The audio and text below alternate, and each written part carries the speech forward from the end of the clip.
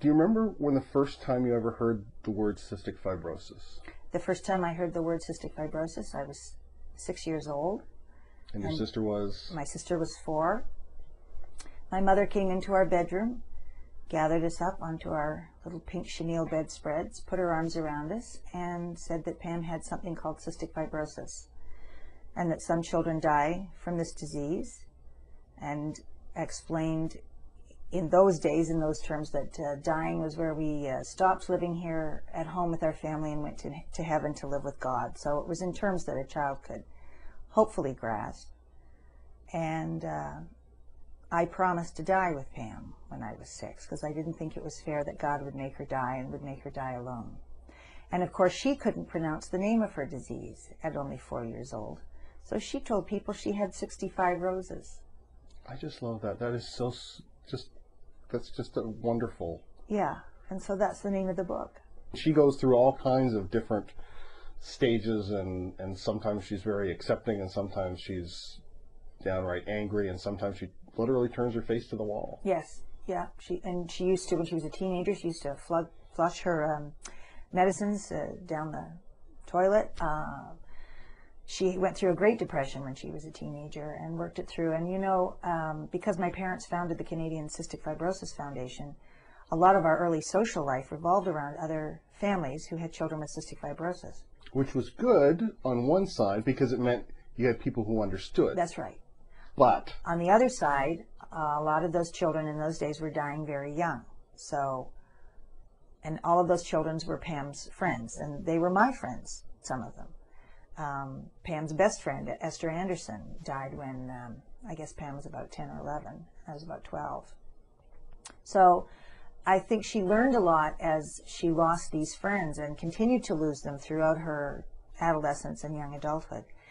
And watching her deal with this, I once asked her, how do you deal with this? And she said, well, I look at my friend and what their strength was and what the thing I admired most about them was.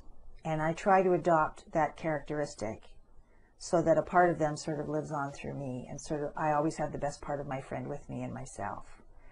And that just struck me as being extraordinary. I mean, another thing she did that is one of my favorite stories about her, when she went to Crippled Children's Camp when she was a young girl, because it was the only camp that would take her with her medicine and her Mystogen tent and her physical therapy. So at Crippled Children's Camp, she was one of the only mobile children, because many of the kids were in wheelchairs or on crutches.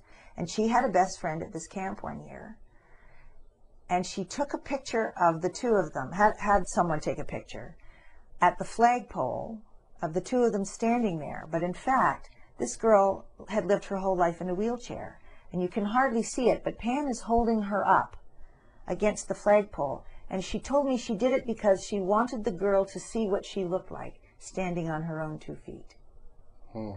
And this is from I mean, Pam was a child at this time. She's 10, 11 years old.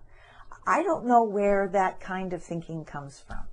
It's just divine in a way to me, which, as you say, she was not a saint. She was definitely not an angel. She had her moments.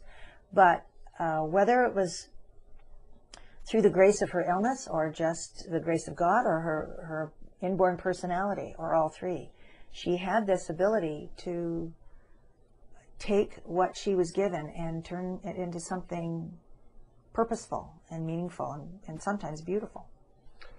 One of the other nice things about the book is that a portion of the proceeds is going to help out the foundation that your parents started. Isn't that great? McArthur and company publishers are giving 5% of the total sales of the book to cystic fibrosis research.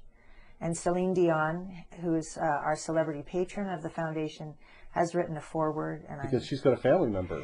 Her niece died of cystic fibrosis. Corinne was 16, when she passed.